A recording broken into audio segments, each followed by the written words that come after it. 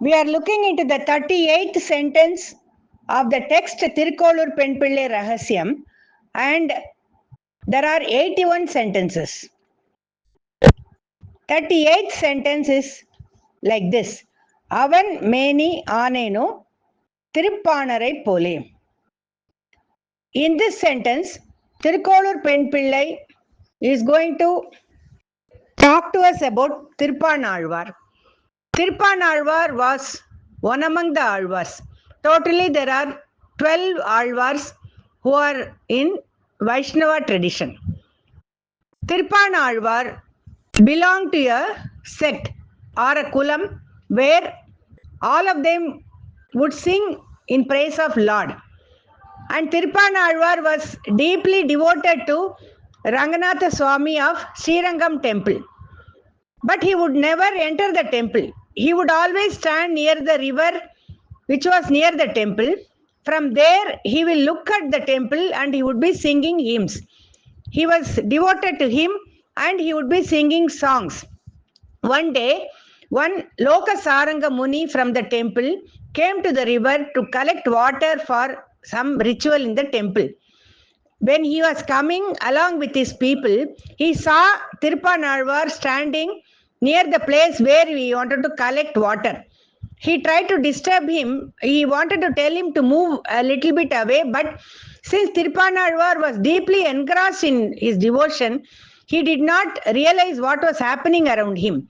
Soon after that, Lokasaranga Muni took a small stone and hit him in the forehead. Immediately, Tiruppaanazhvar moved a bit. Blood started coming from the forehead. Tiruppaanazhvar apologized to Lokasaranga Muni that he did a mistake in not immediately acting. Lokasaranga Muni also felt very bad for what happened to Tiruppaanazhvar. He collected water from the river and he went to the temple. To his surprise, he saw that blood was coming from the deity of Ranganatha Swami. Then, not only that, in the night, he got a dream saying that Lokasaranga Muni should bring Tiruppaanazhvar on his shoulders to the temple. Next day, as per Lord's advice or as per his order, Lokasaranga Muni went near the river and he told Tiruppaanazhvar what happened. And he has come here to take him to the temple. Tiruppaanazhvar hesitated because he belonged to a lower caste and Lokasaranga Muni had to carry him on his shoulders. He refused, but Lokasaranga Muni said it was not his wish, but it was Lord's wish. So he had to obey. He carried him.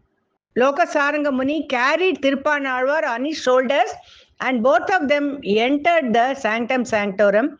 As soon as he saw the deity, Tiruppaanazhvar sang a few songs. He looked at the deity from the feet to the forehead, and after that he says, "After having seen you, I don't want to see any object in the world." Saying so, he merged with the deity. This is the glorious story of Tiruppaanazhvar, and earlier we had seen Andal merging with the deity, and Tiruppaanazhvar merged with the deity in this way. Recalling this story or telling this story, Tirkolur Penpillai told that she was not fit to stay in Tirkolur because she never had this much of devotion or this much of grace of Lord on her that she could do a few things like Tiruppaanazhvar, and hence she said she was leaving Tirkolur.